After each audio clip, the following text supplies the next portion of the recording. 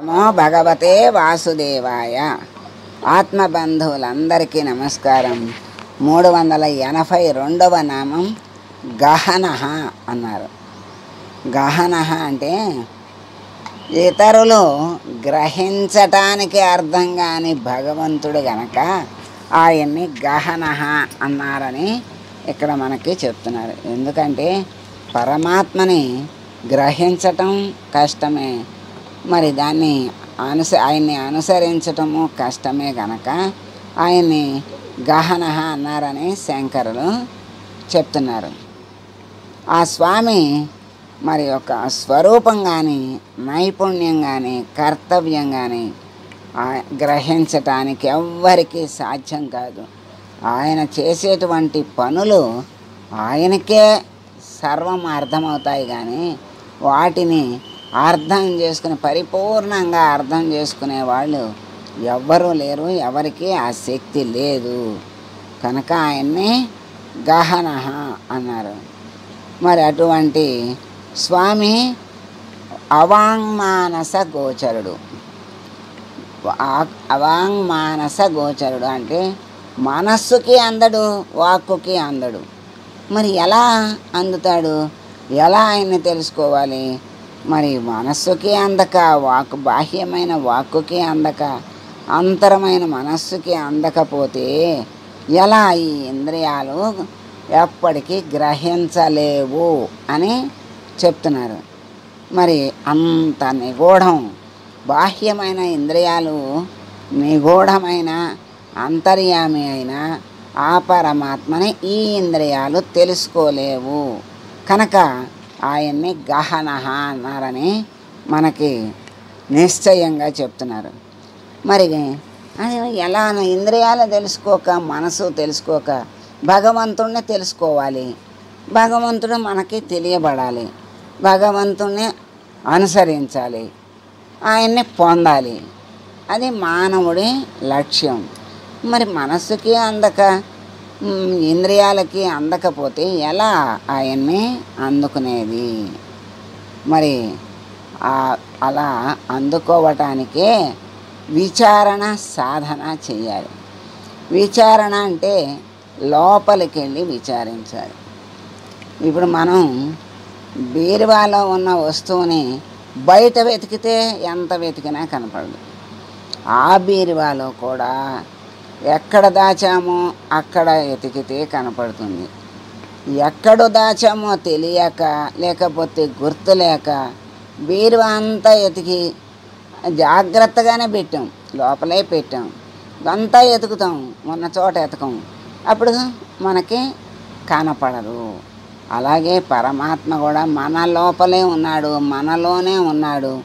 మనము లోపలికి వెళ్ళటలా, బయట తిరిగితే ఎంత దూరం వెళ్ళినా, ఎన్ని వేల కిలోమీటర్లు వెళ్ళినా, ఏ యాత్రలు చేసినా భగవంతుడు మనకి బాహ్యమైన అక్కడ రూపం, ఇక్కడ బాహ్యమైన కళ్ళకి అందుతుందే కానీ మరి అంతర్గతమైన అంతర్యామి అయిన రూపం లోపల ఉన్నటువంటి ఆ బుద్ధితోనే జ్ఞానాన్ని పొందాలి. ఏ జ్ఞానాన్ని? పరమాత్మ జ్ఞానాన్ని పొందాలి.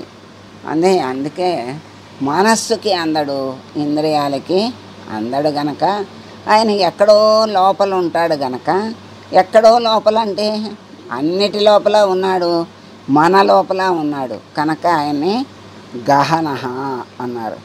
ఎవరికి కనపడడు, అర్థం కాడు. మరి ఎలా అంటే విచారణ చెయ్యాలి, సాధన చెయ్యాలి. అది మనం పెట్టిన దాన్ని మనమే ఎతుక్కుని ఉన్న చోట వెతికితే అది తప్పకుండా కనపడుతుంది. ఉన్న చోట ఉన్నదాన్ని వెతికితే తప్పకుండా కనపడుతుంది. లోపల ఉన్నదాన్ని బయట వెతికితే ఎప్పటికీ మనకి కనపడదు. కనుక నిగూఢంగా లోపల ఉన్నటువంటి స్వామిని లోపలే వెతకాలి, లోపలే పట్టుకోవాలి, లోపలే ఆయన్ని ఉంచుకోవాలి. మనస్ఫూర్తిగా నిండి నిబిడీకృతమైనట్లుగా ఆయన యందే ఉండాలి.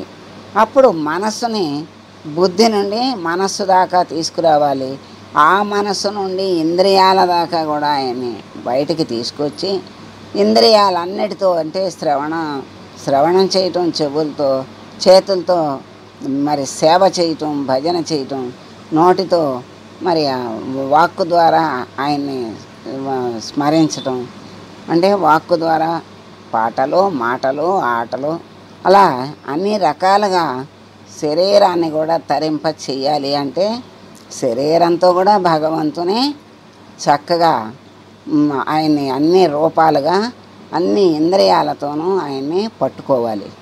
అప్పుడు శరీరము కూడా పవిత్రమవుతుంది.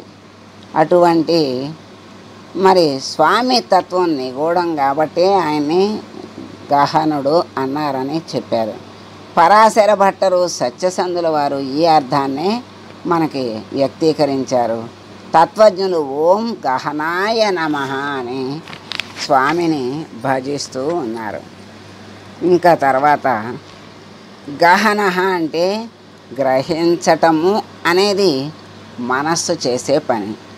వివేకము అనేది మరి బుద్ధికి సంబంధించింది. ఈ మనస్సు బుద్ధి రెండు కూడా ప్రకృతి నుండి పుట్టినవి.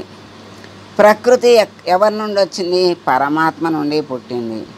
మనస్సు భగవంతునిలో ఒక భాగమే కదా. మరి మనస్సు ఆయన భాగం కాకుండా, ఆయన సృష్టించకుండా అదేం రాలేదు కదా. అందుకని మనస్సు కూడా ఆయనలోని భాగమే, కానీ తొందరగా దానికి అంటుకోదు. అందుకే లోపలికి వెళ్ళి తీసుకురావాలి. కనుక మనస్సుని భగవంతుని గూర్చి గ్రహించలేదు అని వదిలేయకూడదు. సముద్రం పైన ఉన్న కెరటాలకి సముద్రం లోతు తెలియదు. అట్లా కెరటము అంటున్నాము. ఆ కెరటము ఏంటి? కెరటంలో ఉన్నది నీళ్ళే. అలా అలలాగా వచ్చి ముందుకొచ్చి వెనక్కి వెళ్తుంది. దాన్ని కెరటము అంటున్నాం. పేరు వేరే కానీ అది పదార్థం ఒకటే. సముద్రంలోని నీరే కెరటము. అలాగే మనస్సు కూడా అలా చలించేది. మరి దానికి స్థిరత్వం లేదు. కెరటంలాగా అలా వచ్చి పడుతూ ముందుకు వస్తూ వెళ్తూ చలిస్తూ ఉంటుంది. ఆ లోపల ఉన్నటువంటి ఆ లోతుగా నిగూఢంగా ఉన్నటువంటి పరమాత్మ తత్వాన్ని మనస్సు తెలుసుకోలేదు. కెరటం ఎలా సముద్రం లోతు తెలుసుకోలేదో అలాగే మనస్సు పరమాత్మ యొక్క రహస్యాన్ని తెలుసుకోలేకపోతుంది. అట్లాగే మనస్సు పరమాత్మ అనే సముద్రంలో ఉన్నటువంటి కెరటం లాంటిది మనస్సు. కనుక పరమాత్మను గురించి మనస్సుకు తెలియదు, తెలుసుకొనలేదు అనే చెప్తున్నారు. ఎందుకంటే మనస్సు తెలుసుకోలేదు. మనస్సు ఎప్పుడూ బాహ్యంగా విషయాల యందే పరుగులు పెడుతూ ఉంటుంది.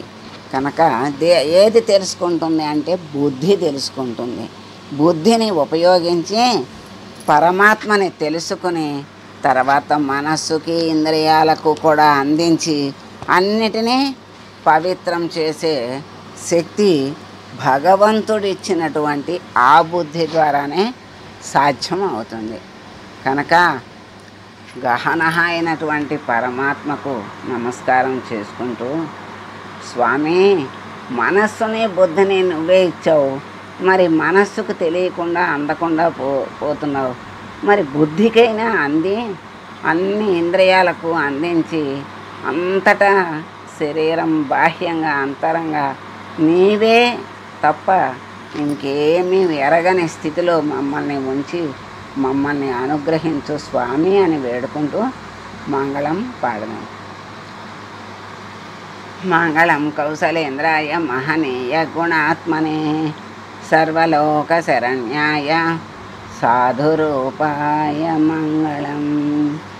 ఓ